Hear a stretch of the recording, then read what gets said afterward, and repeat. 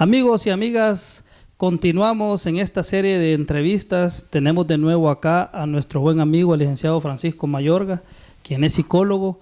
Recuerden ustedes, ya habíamos anunciado que vamos a estar en esta serie de entrevistas, pues aprendiendo de los que saben, de los que conocen de los temas, y vamos a estar desarrollando, Francisco, temas que tienen mucho que ver con la realidad misma que vivimos en esta sociedad, en el sentido de que de repente a veces hay cosas que no las vemos como importantes y son más que importantes quizás que otras cosas que nosotros le damos más valor. Interesantísimo el tema que tratamos la última vez. Ahora vamos a tratar el tema de crianza positiva y estrés a propuesta de Francisco. Así es que bienvenido, Francisco, es tu casa. Así es, sí, muy buenos días, porque todavía es de día. Y tenemos esas dificultades, ¿verdad? Como realmente hace falta bastante por aprender respecto a lo que es la crianza positiva, ¿verdad? Esta se refiere esencialmente a la manera de cómo nosotros hacemos el esfuerzo por educar a nuestros hijos e hijas. Y nos topamos, precisamente de eso hablábamos acá contigo, nos topamos con grandes dificultades en las que creemos que, porque conocemos un par de cosillas ya nuevas sobre cómo educar a nuestros hijos, ya superamos la situación. Pero lamentablemente no es así, ¿verdad? Hace falta muchas cosas más. Francisco, en ese caso, por ejemplo, es muy interesante el tema, pero ¿cómo le podemos dar, digamos, un primer enfoque a esta situación que podemos vivir, que lógicamente la vivimos desde la casa? ¿Cómo esto incluso puede afectar al niño, a la niña, en su educación? Porque todo va en cadena, Francisco. Así es, sí, precisamente la orientación precisamente ahora de la conversación va orientada a entender el origen de ese comportamiento nuestro como adultos, ¿verdad? Y como padres o madres, que surge precisamente, ¿verdad? Porque nuestra sociedad se desarrolló como una sociedad altamente punitiva, es decir, que castiga hasta por estornudar, ¿verdad? El castigo aquí ha sido la esencia de todo proceso de formación. Y no solamente eso, sino que también avalado por las mismas personas que estamos, digamos, ya en un proceso de crianza de algún hijo o hija. Y esto viene, por ejemplo, cuando nosotros decimos, mire, ¿y qué trauma va a haber con pegarle a los hipotes? Si a mí cuántas cachimbiadas no me dieron y míreme, estoy sano, aparentemente. No es así, ¿verdad? No es así. Esto lo que sucede es de que cuando nosotros buscamos la manera de corregir, surgen al interior nuestro aquellos problemas que también fueron hereditarios, digamos, socialmente, ¿verdad? No se los trasladaron socialmente en la forma de educar, y los golpes, vemos nosotros en Facebook, ¿va? La chancleta, el cincho, y ese fue nuestra situación, los coscorrones en la escuela, los reglazos, ¿verdad? La expulsión, incluso. Decir, fíjate, chico, interesante lo que estás tocando. Ese tema yo lo he platicado con muchos amigos, amigas, y hay personas que incluso en las redes sociales mencionan de que si no hubiese sido por la chancla, dicen, por el cincho, no fueran las personas que son, y realmente tienen un trauma, porque realmente ha quedado un trauma ahí. Sí, precisamente cuando al niño o a la niña se le castiga, se le está haciendo ver de que es por su bien, ¿verdad? Para corregirlo. Entonces, ¿qué es lo que sucede? Que cuando alguien nos golpea, nos castiga, nos ofende, nosotros nos sentimos culpables. Bueno, yo me lo merecía, ¿verdad? El problema del caso de la violencia intrafamiliar, ¿verdad? Muchas niñas, especialmente las mujeres, tienen esa dificultad. Es que yo lo enojé, ¿va? Y por eso me pegó, y pues sí, me lo merecía, ¿va? Me lo gané. Entonces no es así, ¿vale? Porque en el proceso de formación, vale aclarar también que nosotros como padres y madres no tenemos una formación antes de que nazcan los niños y las niñas, ¿verdad? Los hijos y las hijas, sino que aprendemos con lo que va dando, a lo que nos dice la abuela, lo que nos dicen las amigas y los amigos de cómo hay que corregirlo, ¿verdad? Y generalmente es pégueles una nalgada, dele en la boca, ¿verdad? Su manotada en la boca, para eso está el cincho, es decir, la corrección es esa. Y cuando venimos a tener dificultades, que es otra situación que se da el problema ya a nivel de la clínica, ¿verdad? Cuando venimos a tener esa dificultad, tenemos, por ejemplo, el niño que es sano y que es activo, ¿verdad? Lo marcamos, lo etiquetamos como un niño hiperactivo. Entonces empieza en la escuela donde no hay, digamos, no se le aplica una estrategia de enseñanza adecuada y es reportado a la clínica como un niño hiperactivo.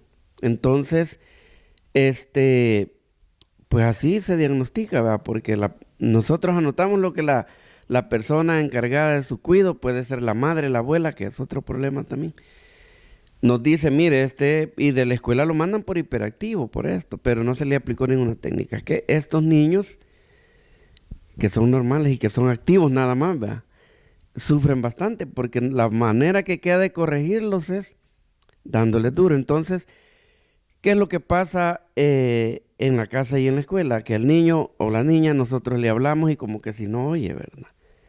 Y empezamos nosotros a acelerarnos y entonces ya surge en nosotros lo que hablábamos a un inicio, que es el problema que nosotros traemos, ¿verdad?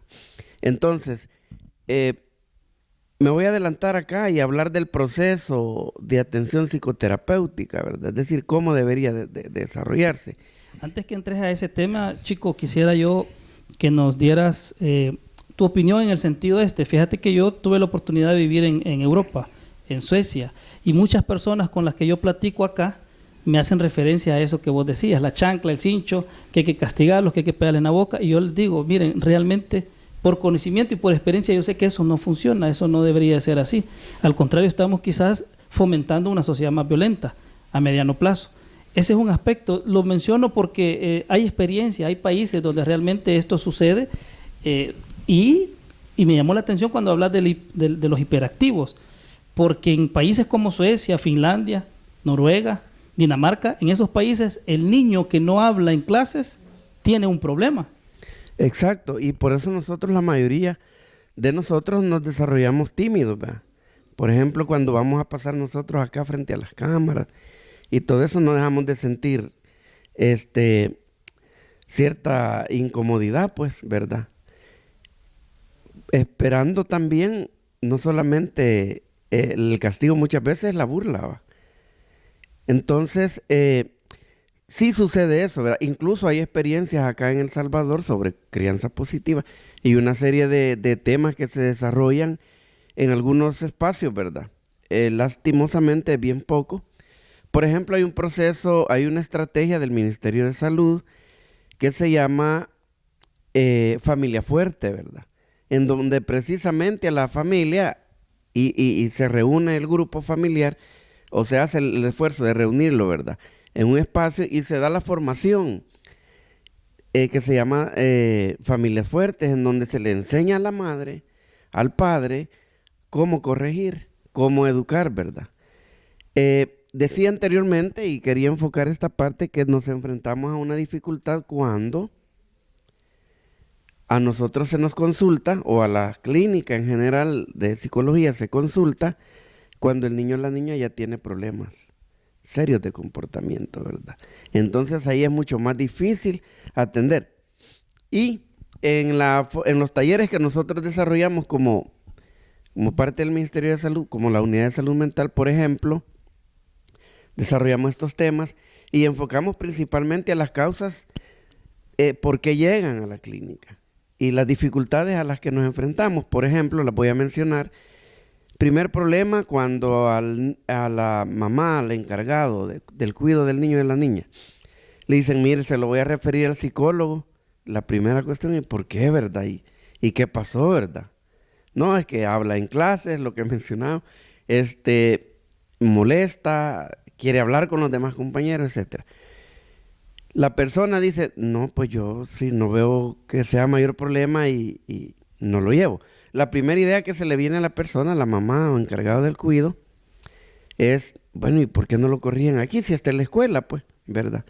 Debió haber sido elaborado en la clase, en la casa, pero la escuela también tiene dificultades para trabajar eso. La otra situación es, mire, no hay quien lo lleve, ¿verdad? No hay quien lo lleve. Sin embargo, cuando tiene una calentura, cuando tiene una fiebre, cuando tiene otro problema físico, sí hay quien lo lleve. O sea, ¿verdad? que no se le da la importancia. Exacto. Entonces, otro problema que tenemos es, mire, es que, pues sí, me están diciendo que tengo que hacer cosas y a mí no me queda lugar, ¿verdad? Entonces, es un proceso psicoeducativo, ¿verdad? En realidad, la psicoterapia es un proceso psicoeducativo donde la persona llega, desaprende algunas cosas y aprende cosas nuevas, ¿verdad? Ese es el proceso, que puede durar hasta 15 sesiones en donde la persona adulta es la que tiene que aprender. Porque aquí se da la situación de que llevan, mira, aquí le traigo al niño, ¿verdad? A la niña. Ahí, la profesora me dijo que lo trajera y ahí está, pues ahí me lo arregla, ¿va? Pareciera un electrodoméstico arruinado y pues ahí me lo reparan, ¿verdad? Y no es el niño, no es la niña, es el adulto, es el cuidador. Es el papá, es la mamá, quien debe de aprender. Entonces la gente se extraña y dice, mire, es que yo por el niño vengo, fíjese, yo al niño, a la niña traje. Y pues sí, yo no tengo mucho que decir. Entonces se da la situación. Problemas en eso. Cabal, nos tendríamos, esto es bien amplio, con las dificultades. Luego en el proceso, ya en el proceso de psicoterapéutico, para nosotros, bueno, nuestra tarea es concientizar a la persona del trato que va a tener, ¿verdad? El tiempo que se va a estar. Y lamentablemente los horarios pues son en la atención pública, que no por ser pública es buena, es pública pero es buena, no por ser pública es mala, es muy buena. La formación ahorita en el área de psicología está bastante ampliada, ¿verdad? Y muy especializada en el área de psicología clínica. Entonces, es bastante buena, pero la gente debe de comprender de qué se trata y es la tarea del psicólogo o la psicóloga explicar el proceso, ¿verdad? Que va a durar, que es con los adultos, a los niños y a las niñas también se atienden, ¿verdad? Pero es mayormente con el adulto, que es el que va a cuidarlo, ¿no? Por ejemplo, en mi experiencia, la gente llegaba y me decía, mire, dígale algo para que él se calme, y ahí me dice cuál es el secreto, ¿verdad? Y no hay ningún secreto, es que hay que aprender en ese caso, a enseñar. Disculpame, chico, en realidad lo que estamos hablando es de un problema de raíz, y ahora tenemos que ir nosotros como sociedad a arreglar algo que se tuvo que haber iniciado a arreglar hace unas décadas atrás. Exactamente, tenemos una carga de una deuda en salud mental enorme, ¿verdad? Que ahorita quien te está dando problemas especialmente es alguien que no tuvo que haber dado problemas ahorita, ¿verdad? Jamás. Si el proceso de enseñanza, es decir, en la escuela se enseñaba bueno, ahora se hace con madres jóvenes, adolescentes, ¿verdad? O mujeres adolescentes que van a ser madres o que ya son, y pues se les enseña la crianza positiva, ¿verdad? Para que todo el aspecto de no solamente la parte de la crianza física, ¿verdad? Sino que también la corrección. Entonces sí, es una carga que tenemos, y entonces llegan adolescentes ya bien emproblemados, ¿verdad? Y la mamá dice, mire, yo lo traigo a usted porque yo no lo aguanto, y yo qué voy a hacer, ma. O sea, yo no paso con él más que ese ratito. Entonces la tarea es enseñarle a la persona a corregir eso. Chicos, vamos a hacer una pausa. Tenemos ahí el excelente para los comerciales y ya regresamos. Muy bien. Contrata la mejor disco móvil para todo evento social, como bodas, cumpleaños y todo lo que quieras. Espectacular Evolutions 3D te ofrece el mejor sistema audiovisual con la mejor tecnología. Además te ofrecemos servicio profesional de video para toda clase de evento. Contrátanos llamando al 7572-3838 y siente el poder y la energía del audiovisual sonido de Disco Móvil Evolutions 3D. Continuamos en esta entrevista, chico. Interesante todo lo que nos estás mencionando. Tenemos esa carga de décadas. Nos decías de que estamos trabajando con los que no se deberían de estar trabajando, o sea, es decir, tratar de atender darle atención a la salud mental de los que no se deberían de estar tratando. Exactamente, la parte preventiva ha sido muy poca, mencionábamos en el programa anterior, por la falta de personal, ¿verdad? Calificado, y que no hay una cultura de salud mental en la población en general. Es decir, le mencionan psicólogo, psiquiatra, pues es como que ahí sí ya se acabó el mundo para la gente. Va, mire, me lo han mandado al psicólogo, al psiquiatra. Y no es así, ¿verdad? Es como cuando nosotros tenemos un problema, una infección, y si no la tratamos, pues se va a empeorar, ¿verdad? Pero, como bien decías, estamos ya con la carga encima, ¿verdad? Y ya los efectos estamos tratando de corregir, ¿verdad? Se puede, es posible, ¿verdad? Hay, como te mencionaba, hay experiencias ya de gente que se le ha enseñado y dice, no, hombre, mire, si a mí me hubieran enseñado esto, a mis padres les hubieran enseñado esto, pues cómo no estaríamos de bien ahorita en nuestra familia para la parte de corrección. Y eso quería yo rescatar, fíjate, chico, en el sentido de que después de los acuerdos de paz, cuando se finaliza la guerra, yo creo que es uno de los temas pendientes como sociedad, y cuando digo sociedad me refiero a los líderes, pues líderes políticos, religiosos, el sector empresarial incluso, todos aquellos que de alguna manera ostentan algún tipo de poder, yo creo que es una deuda de todas estas personas y todos estos grupos de no haber iniciado después de los acuerdos de paz un proceso como este, de comenzar a promover la salud mental, porque venimos arrastrando desde 1970 todo esto, chicos. Sí, sí, exactamente. Yo no estuve en el tiempo de los acuerdos aquí en El Salvador, pero me hablaba un compañero y precisamente me planteaba de que hubiera sido interesante que hubieran psicólogos ahí para dar la parte, por ejemplo, de la creación del Ministerio de Posguerra, ¿verdad? O una Secretaría de Posguerra en donde se viera todo eso, no solo para los que habían pasado la guerra, es decir, los combatientes y las personas cercanas en las zonas de conflicto, sino para la población en general, ¿verdad? Porque aquí cualquier solución es el castigo, ¿verdad? El pleito, la confrontación, porque vimos de que de alguna manera dio algún resultado, ¿verdad? Se tuvo que dialogar. Sin embargo, no se vio como positivo la parte del diálogo, sino que la parte de la confrontación. Es decir, si bien es cierto que se le llegó al diálogo porque se alzó en armas la población, ¿verdad? Pero eso no fue porque no se dieron, pues no hubo esa parte de la conversar antes de empezar a pelear, ¿verdad? Sí se intentó, pero pues, no dieron paso. Bueno, al final también las consecuencias eran las que había que trabajarlas casi de inmediato, ¿verdad? Y a estas alturas, ya cerca de 16, 20 años, algo así va. 27 años. 27 años después de ese evento y mucho más, de eventos, de secuelas anteriores, estamos queriéndolo arreglar, ¿verdad? No es imposible, pero es difícil. Aparte de costoso económicamente, el recurso humano requiere de esos procesos, ¿verdad? Por ejemplo, ver todos los que tuvieron problemas con los cuerpos represivos, ¿verdad? Los que en alguna vez nos pasó algún problema con los cuerpos represivos de ese tiempo, quedamos, aún nosotros con nuestra profesión sabemos que vivimos una situación de esas, pues quedamos con ese problema, ¿no? Entonces, hay mucho que resolver, pero hay manera, está la oportunidad, ¿verdad?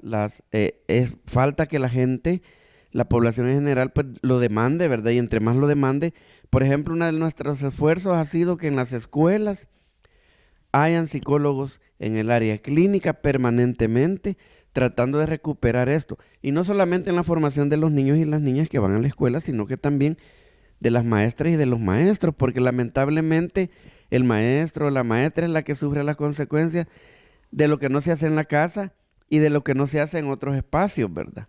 Y entonces decimos nosotros, no, si como la maestra o el profesor no hizo el esfuerzo, ahí este bicho se me perdió, para eso lo mando a la escuela. No, lo mandaba a aprender ciencia, matemática, ¿verdad? Lo demás lo tenía que mandar a otro lado, o la escuela estar preparada para básicamente para la prevención, ¿verdad? Y además de eso, chicos, hay que reconocer que el maestro tiene una tarea fundamental en ese sentido. No solo sería, digamos, la enseñanza académica, sino que de alguna manera tener algún tipo de conocimiento en el área psicológica, porque exacto, y precisamente en el área personal. Es decir, yo como persona, obviamente, también vengo arrastrando una gran cantidad de dificultades y no vamos a descalificar, por ejemplo, al maestro en su función, pero tiene, por ejemplo, a veces preferencias por un niño. El que llega más tipería, a ese le da más atención. El que es más listo, o la niña que es más lista, le da más atención. No es que como aquel es el efecto Pigmalión, ¿verdad? Este es bien burro, aún en la casa nos dicen eso. Y entonces, pues es el efecto Pigmalión, que consiste en que pronosticamos algo malo para el niño o la niña que está estudiando porque identificamos alguna deficiencia, pero no nos ponemos a pensar, por ejemplo, como maestros o maestras, que quizás yo no estoy haciendo la mejor función, ¿verdad? Y pues dar una atención diferente, ¿verdad? Entonces, es algo por superar también, ¿verdad? Aquellas dificultades que el mismo maestro dice, es que este cipote como en la casa ni le pegan, por eso es de que viene así, a mí me toca, entonces quiere asumir esa situación. Obviamente ahorita ya no es viable, pero, bueno, nunca ha sido viable, pero hoy pues hay leyes que limitan mucho eso. Y también pues el tiempo, ¿verdad? Y el esfuerzo por modificar la escuela en general. Ok, chicos, vamos finalizando la entrevista. Quisiera que nos dieras un último enfoque acerca de lo que es la crianza positiva y el estrés en ese sentido. Por ejemplo, hemos hablado sobre la crianza positiva, pero cómo esto genera, digamos, el estrés. Sí, precisamente cualquier actividad que nosotros hagamos nos va a generar estrés. Entre más desconocida sea esa actividad, más estrés va. Es decir, cuando no hay qué hacer, ¿verdad? Y ahí estamos bien, bien fregados. La cosa es de que el estrés no es malo en sí, ¿verdad? Nos ayuda como a activarnos, a buscar qué podemos hacer, pero no hemos aprendido a manejarlo. Entonces, ahí es un estrés que es positivo, ¿verdad? Que, puchica, tengo un problema, voy a ver qué hago, cómo lo resuelvo, y entonces ya empiezo a ver, ¿verdad? Empiezo a preguntar, a investigar. Pero hay otro que es el que nos genera, por ejemplo, las barreras a las que nos surgen, ¿no? Y entonces dices, bueno, no hay qué hacer con este cipote, y pues sí, va, al psicólogo se lo va a llevar, va. Hay que ver qué hacen con él en la escuela. Entonces ese estrés se nos va acumulando de tal manera que nos volvemos personas histéricas, personas ansiosas y luego depresivas, porque no hayamos qué hacer ya con este bicho, va, con esta niña. Ya no hay para dónde. El estrés se convierte ya en otra situación. Entonces es un estrés negativo, un estrés malo, que nosotros lo hemos hecho así, ¿verdad? Lo pudimos haber utilizado bien. Entonces básicamente, pero el estrés es un tema aparte, porque no estaríamos, igual que extremadamente amplio, hemos dado solo toquecitos, ¿verdad? Y pues para mí que toquemos el estrés en un tema diferente. Okay. Bueno, ya han escuchado ustedes, amigos, amigas, esa es la idea, Francisco, de estar tocando estos temas. De repente podemos llegar a tocar hasta el mismo tema, ¿verdad? Repetirlo. Exacto. Porque la idea es de que nuestros amigos y amigas que nos ven y nos escuchan tengan este espacio en el cual puedan ellos también estar reflexionando, porque al final se trata de reflexionar, pero también de aprender, de conocer un poquito más, tener información y ver cómo podemos ir cambiando, ¿verdad? Así es de que yo te agradezco, Francisco, que hayas estado con nosotros. A ustedes, aquí aparecen los números del licenciado Francisco Mayorga, psicólogo.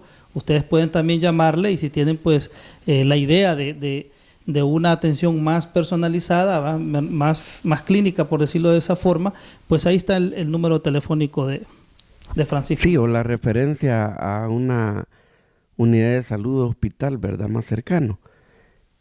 No, hombre, gracias a ustedes por darme la oportunidad de poder transmitir, ¿verdad? Nueva formación a la población. Bueno, gracias, y recuerden, hay que compartir, hay que ver el video y hay que compartirlo con nuestros amigos, con nuestros familiares. Es muy importante que esté en este programa. Recuerden que estamos promoviendo la salud mental.